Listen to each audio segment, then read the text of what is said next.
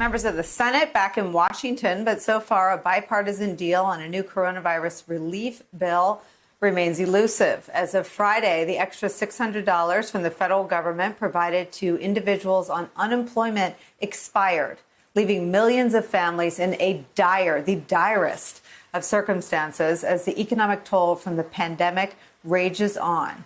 Despite the urgency, despite the suffering, all signs point to a difficult road ahead as the structure of unemployment benefits remains a contentious debate between top Democrats, Republicans, and the Trump White House. To break through it all, I'm joined by my colleague, Garrett Haake. Garrett, there was some extraordinary journalism this weekend that builds on your reporting about the human calamity that is the economic catastrophe, the food insecurity, the rent insecurity. This is a human crisis equal to the scale of the public health crisis, and they're doing what? Fill in the blank for me. Yeah, look, I mean, people are physically, emotionally, mentally, financially exhausted by all of this. And sometimes it's hard to see if Capitol Hill reflects that same sense of urgency. I'm going to play you a soundbite from Chuck Schumer, who just walked out of today's 2-hour negotiations. We'll talk about where they got to on the other side of this. But this was how Chuck Schumer described in summation of what they talked about today. Take a listen. We are really getting an understanding of each side's position. And we're making some progress on certain issues, moving closer together. There are a lot of issues that are still outstanding, but I think there is a desire. When I hear getting a sense of each other's position on issues in August, that does not suggest to me a reflection in our elected leadership and the White House team that is here, that they are moving with the same sense of urgency that people feel.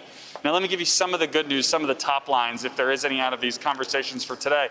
Speaker Pelosi and Leader Schumer said they spent a significant amount of time today talking about a plan for school reopening, how to fund that properly, and essentially going through line by line the Republicans' proposal and where the money is in that and where they need to see more. They also said staff would be meeting overnight. For Congress watchers, that's sort of good news because you need staff to actually write the text of a bill, to turn ideas or areas of agreement into something that could theoretically be voted on. So if we're reaching that stage, that is a potentially good sign. But on the other side of that coin, here's another bad sign. Another reporter asked Leader Schumer as he was walking away if there was any progress on those unemployment benefits. He said Republicans are sticking to their position. Nicole, it's not clear to me what the Republican position is on the unemployment benefits. Last week, there are half a dozen different things that were put on the floor or offered in the Senate by Republican senators. I do this for a living, and I don't know what their unified position is on those unemployment benefits. So I think we're still quite a ways away from a deal at this point.